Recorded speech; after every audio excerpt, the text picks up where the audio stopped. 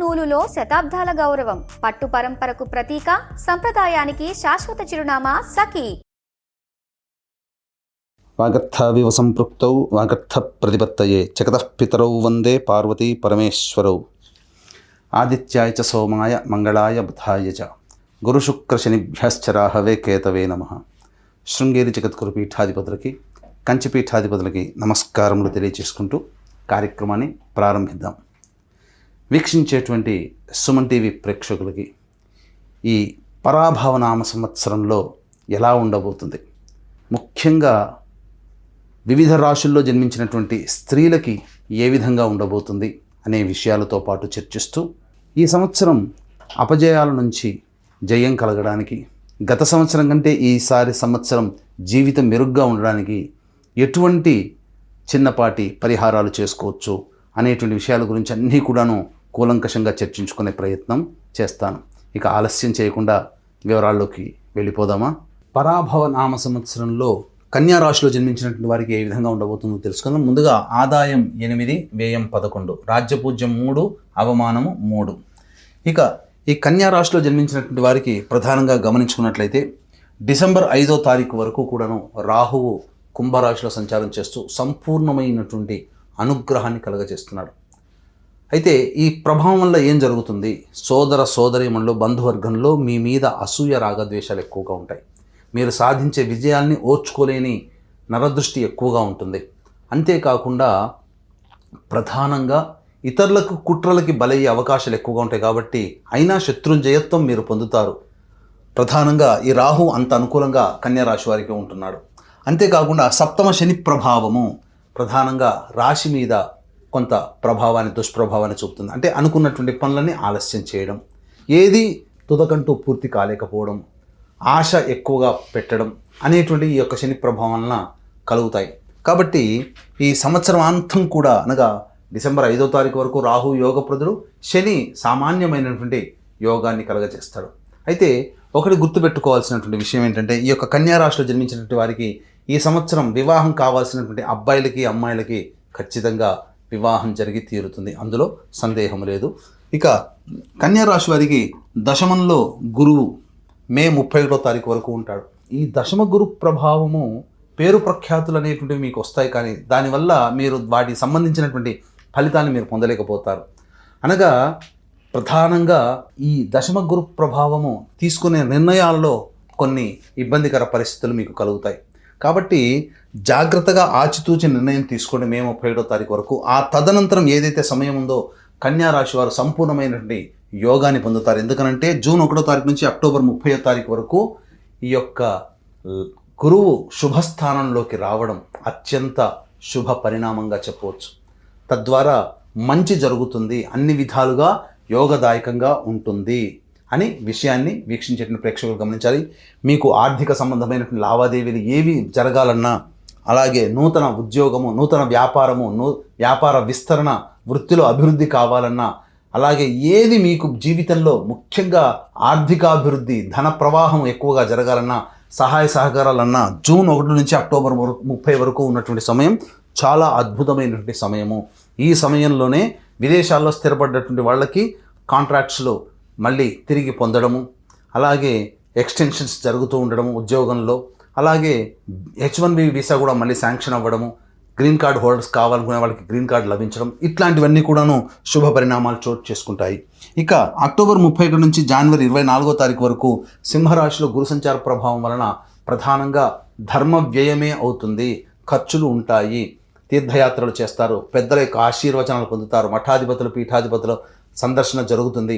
అలాగే మీ సంపాదించిన సొమ్ములో వాలంటరీగా మీరు కొంత ఖర్చు పెడితే ఇతరుల యొక్క అభివృద్ధికి మీరు తోడ్పడతారు. అలాగే మంచి సర్వీస్ అనేటువంటిది ఈ యొక్క అక్టోబర్ 31 నుంచి జనవరి 24వ తారీఖు వరకు పొందుతారు. ఇక జనవరి 24 నుంచి ఉగాది వరకు మళ్ళీ గురువు కర్కాటక రాశిలో సంచారం చేస్తున్నటువంటి కారణం చేత ప్రధానంగా వృత్తి ఉద్యోగాల్లో ఉన్నతమైనటువంటి అభివృద్ధిని పొందుతారు. పేరు ప్రఖ్యాతులు కూడా మీకు చాలా బాగా పెరుగుతాయి. ఏ తర్వాత చెప్పొచ్చేది ఏమిటంటే, ఇంతకుముందు చెప్పుకున్నట్టుగా బాగా ఈ పరాభవనామ సంవత్సరంలో బాగా యోగించేటువంటి రాశుల్లో 2వ రాశి ఈ కన్యా రాశి అని చెప్పవచ్చు. కాబట్టి ఎక్కువ కాలం దాదాపుగా 7 నెలల పాటు ఉండేటువంటి సమయం ఏదైతే ఉంటుందో ఆ సమయం అంతా గురువు అనుగ్రహించడం, రాహు అనుగ్రహించడం, ఒక్క శని ప్రభావం తక్కువగా ఉన్నటువంటి కారణం చేత కొన్ని ఇబ్బందికర పరిస్థితులు అనేటువంటివి కలుగుతాయి. కాబట్టి అన్ని విధాలుగా యోగదాయకం. కేతువు కూడా ప్రధానంగా డిసెంబర్ 5 వరకు కూడాను సంబంధించి ఈ యొక్క ఆటంకాలను, సాధారణంగా కేతువు ఆటంకాలే కలుగజేస్తాడు, పనులలో ఆటంకాలు. కానీ డిసెంబర్ 5 తర్వాత మళ్ళీ కేతువు కూడా లాభస్థానంలో చేరి ఉండడం, ఈ కారణం చేత కేతువు యోగప్రదుడవుతున్నాడు. రాహువు సామాన్యమైనటువంటి మిశ్రమ ఫలితాన్ని ఇస్తాడు. కాబట్టి ఒక రాహువు, కేతువు, గురువు ఇన్ని గ్రహాలు సంపూర్ణంగా అనుకున్నటువంటి కారణం చేత అత్యంత శుభ ఫలితాలు పొందేటువంటి రాశుల్లో ఈ కన్యా రాశి కూడా ఒకటి అని చెప్పవచ్చు. అయితే ప్రధానంగా ఈ యొక్క కన్యా రాశిలో జన్మించినటువంటి నిరుద్యోగస్తులు ఎవరైతే ఉంటారో ఆ నిరుద్యోగస్తులకి ఉద్యోగ ప్రయత్నాలు ఎప్పుడు చేసుకుంటే మాకు ఉద్యోగం లభిస్తుంది, అలాగే ప్రమోషన్స్ ఎప్పుడు లభిస్తాయి, లేదా వేరే సంస్థల్లోకి ప్రయత్నం చేస్తే ఎప్పుడు చేయాలి, అలాగే గవర్నమెంట్ కాంట్రాక్ట్స్లో ఉన్నటువంటి వాళ్ళకి బిల్స్ పాస్ అవుతాయా, కొత్త కాంట్రాక్టులు రావాలంటే ఏ సమయంలో చేస్తే బాగుంటుందనే విషయం గురించి క్లుప్తంగా తెలియజేసే ప్రయత్నం చేస్తాను. 17 నవంబర్ నుంచి 15 డిసెంబర్ మధ్యకాలము చాలా ఈ యొక్క కన్యా రాశిలో ఉన్నటువంటి వాళ్ళకి అనుకూలమైనటువంటి కాలంగా చెప్పవచ్చు. ఇక 15 జూన్ నుంచి 16 ఆగస్టు వరకు ఉన్నటువంటి కాలం కూడా చాలా అద్భుతమైనటువంటి యోగ కాలంగా చెప్పవచ్చు. ఇక వచ్చే సంవత్సరం 13 ఫిబ్రవరి నుంచి 14 మార్చి వరకు ఉన్నటువంటి సమయం కూడా ఈ సమయం అనుకూలము. ఈ యొక్క సమయాల్లో మీరు ప్రయత్నం చేయండి, చాలా చక్కగా ఉంటుంది. మిగతా సమయాల్లో ఉద్యోగం కోసం ప్రయత్నం చేయకూడదు అంటే ప్రయత్నం చేయండి, కానీ ప్రయత్నం చేసిన తర్వాత వచ్చేటువంటి జాబులలో కానీ లేదా అన్ని ప్రయత్నాలలో కూడా ఫలితము మాత్రం కాస్త కష్టముతో ఎదుర్కోవాల్సినటువంటి పరిస్థితి. ఇక గమనించుకున్నట్లయితే ఒక కన్యా రాశి వారికి సంబంధించి 2 ఏప్రిల్ నుంచి 10 మే వరకు ఉన్నటువంటి కాలము ఇటు గురువు అనుకూలంగా లేడు, శని కూడా అనుకూలంగా లేడు, మరియు కుజ సంచారం కూడా మీనరాశిలోనే ఉన్నటువంటి కారణం చేత దంపతుల మధ్య విభేదాలు వచ్చే అవకాశం ఉంటుంది. భాగస్వాములు విడిపోయే అవకాశం, అనగా వ్యాపార భాగస్వాములు కొత్త భాగస్వాముల కోసం ఎదురు చూడాల్సినటువంటి పరిస్థితి. ఏదైనా మనస్పర్ధలు, ఎవరితో కలిసి పనిచేస్తున్నా ఆ సమయంలో మనస్పర్ధలు వస్తాయి కాబట్టి ఆచితూచి స్పందించండి. సోదర సోదరీమణుల మధ్య కూడా విభేదాలు వచ్చే అవకాశం ఉంటుంది.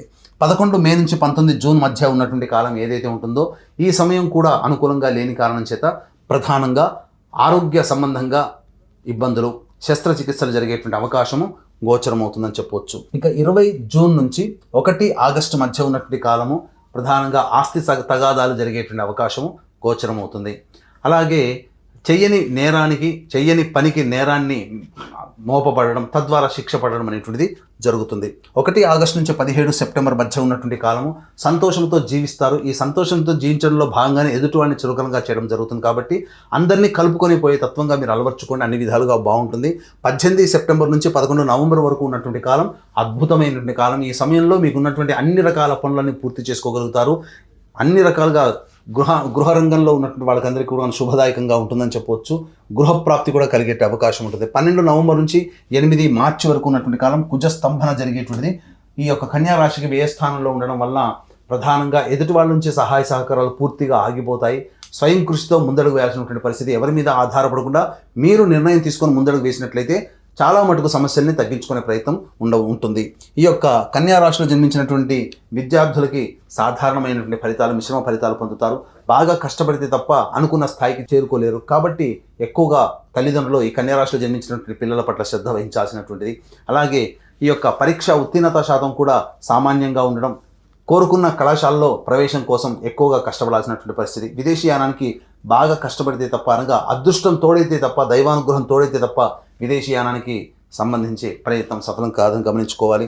ఈ యొక్క కన్యా రాశిలో జన్మించినటువంటి రాజకీయ రంగ ప్రభులకి ప్రధానంగా శని యొక్క అనుగ్రహం, గురువు యొక్క అనుగ్రహం, రాహు యొక్క అనుగ్రహం సంపూర్ణంగా ఉండడం వల్ల ఈ యొక్క డిసెంబర్ 5వ తారీఖు లోపల మీరు ఏదైనా కానీ పార్టీ పెద్దలని ఒప్పించి మీరు ఏదైనా పొజిషన్లోకి వచ్చే అవకాశం ఉంటుంది. పోటీ చేసినా గెలిచే అవకాశం కూడా గోచరమవుతుంది. ఈ యొక్క కన్యా రాశిలో జన్మించినటువంటి సినిమా రంగంలో ఉన్నటువంటి వాళ్ళు, electronic and printing media, social media రంగంలో ఉన్నటువంటి వాళ్ళు మిమ్మల్ని మోసం చేసే వాళ్ళు ఎక్కువగా ఉంటారు. అంది వచ్చిన అవకాశాన్ని జార విడుచుకుంటారు.